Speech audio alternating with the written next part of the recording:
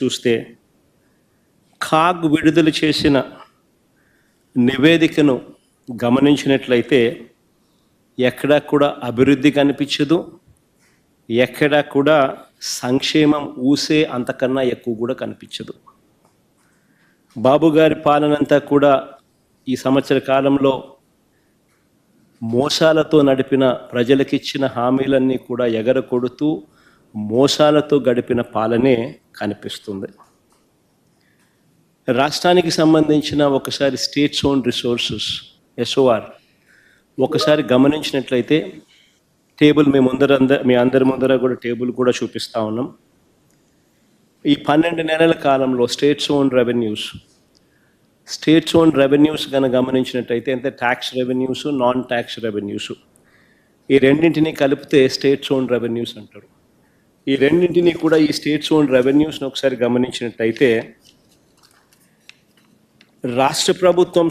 రాష్ట్ర ప్రభుత్వానికి సంబంధించి పనితీరు ఎలా ఉంది అని అంటే కేవలం 3%, 3.08% మాత్రమే గ్రోత్ రేట్ కనిపిస్తూ ఉంది.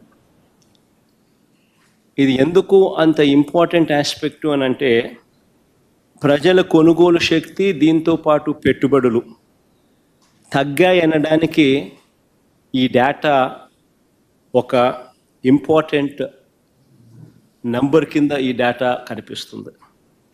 అదే ఒకసారి దేశం వైపు ఒకసారి చూస్తే ఇంకా ఆశ్చర్యం కనిపిస్తుంది. దేశం తీసుకుంటే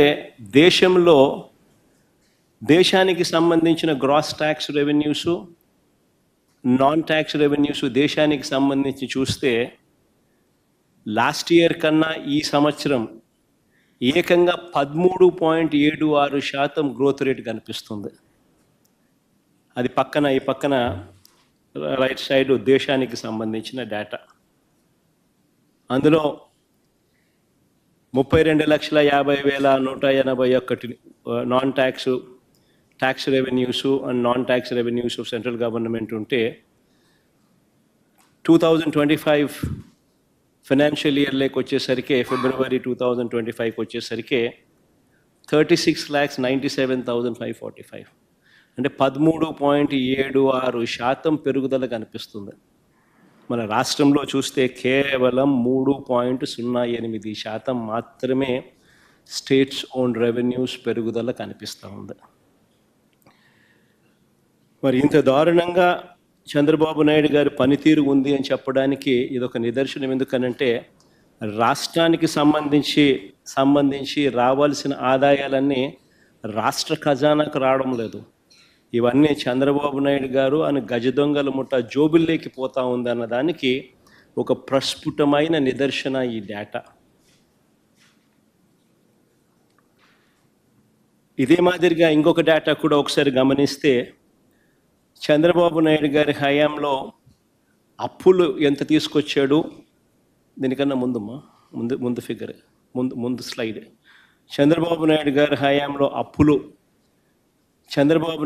హయాంలో ఈ సంవత్సరానికి సంబంధించి విత్ ఇన్ ద FRBM బడ్జెట్లో ఆయన చేసిన అప్పులు ఎంత, సిమిలర్గా దాని ముందు సంవత్సరం అంటే చంద్రబాబు నాయుడు గారికి ముందు సంవత్సరంకి సంబంధించిన అప్పులు ఎంత అని చూస్తే అప్పులు మా హయాంలో ఆ చివరి సంవత్సరంలో 67,720 కోట్లు చేస్తే ఈ పెద్ద మనిషి ఈ 12 నెలల కాలంలో ఆయన చేసిన అప్పులు ఏకంగా ఈ ఫైనాన్షియల్ ఇయర్లో తాను చేసిన అప్పులు 81,597 కోట్లు. అంటే 30% అధికంగా ఈ పెద్ద మనిషి చంద్రబాబు నాయుడు గారు అప్పులు రాష్ట్ర ప్రభుత్వం మీద మేము చేసిన అప్పుల కన్నా అదనంగా బారో చేశాడు క్లియర్ కట్గా అని చెప్పి కనిపిస్తూ ఉంది. ఇదంతా నేను బడ్జెట్ బారోయింగ్స్ చెప్తా ఉన్నా, తర్వాత next slide of budget borrowings కూడా చెప్తా. ప్రస్తుతానికి ఈ బడ్జెట్ బారోయింగ్స్ గురించి నేను మాట్లాడుతూ ఉన్నా.